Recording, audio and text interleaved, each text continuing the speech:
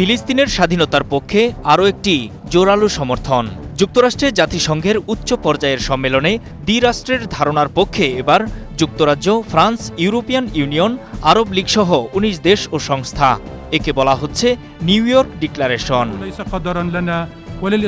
তবে এতে প্রথমবারের মতো ২০২৩ সালের ৭ অক্টোবর ইসরায়েলে হামাসের সশস্ত্র হামলার নিন্দা জানিয়েছে আরব দেশগুলো। একই সঙ্গে করা হয়েছে গাজায় ইসরায়েলি গণহত্যার প্রতিবাদও। শুধু তাই নয়, হামাসের হাতে অস্ত্র থাকবে না, এমনকি গাজার শাসনও থাকতে পারবে না তাদের হাতে, এমনটাই বলা হয়েছে সর্বসম্মত এই ঘোষণায়। বিবৃতিতে বলা হয়েছে, গাজার শাসন থাকবে শুধু ফিলিস্তিনি কর্তৃপক্ষের হাতে।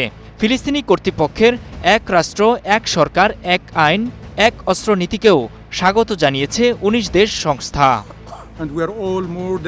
ফিলিস্তিন প্রশ্নে শান্তিপূর্ণ সমাধান ও দ্বিরাষ্ট্র বাস্তবায়ন করতেই এ সম্মেলন।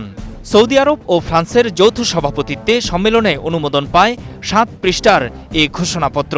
এতে সই করে যুক্তরাজ্য, ফ্রান্স, সৌদি আরব, তুরস্ক, ব্রাজিল, কানাডা, মিশর, Indonesia, Ireland, Italy, Japan, Jordan, Mexico, Norway, Qatar, Senegal, Spain, European Union এবং আরব লীগ।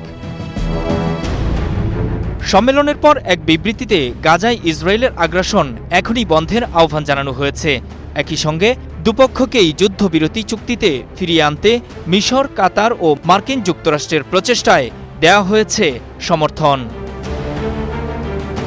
স্থায়ী যুদ্ধাবসান, জিম্মি মুক্তি, ফিলিস্তিনি বন্দী ও মরদেহ ফেরত এবং গাজা থেকে ইসরায়েলি বাহিনী প্রত্যাহারেও এসেছে সম্মতি। গাজাকে ফিলিস্তিনি রাষ্ট্রের অবিচ্ছেদ্য অংশ উল্লেখ করে অধিকৃত পশ্চিম তীরের সাথে একীভূতের প্রস্তাবও রয়েছে নিউ ইয়র্ক ডিক্লারেশনে। যুদ্ধবিরতির পর কিভাবে চলবে ফিলিস্তিন তা জানিয়ে দেওয়া হয়েছে ফিলিস্তিন কর্তৃপক্ষের আওতায় গাজা নিয়ন্ত্রণ ও একটি অন্তর্বর্তীকালীন প্রশাসনিক কমিটি গঠনের পরামর্শও। এমন এক সময়ে এই ঘোষণাপত্র এলো যখন গাজায় ইসরায়েলি হামলায় নিহত ৬০,০০০ ছাড়িয়েছে। খাদ্য সংকট ও অপুষ্টিতে মারা যাচ্ছে শিশু, বৃদ্ধরা। ১.৫ বছরের বেশি সময় ধরে চলা এই আগ্রাসনে গাজায় প্রতিদিন হত্যা করা হয়েছে অন্তত ৯০ ফিলিস্তিনিকে। নূর মোহাম্মদ, স্টার নিউজ।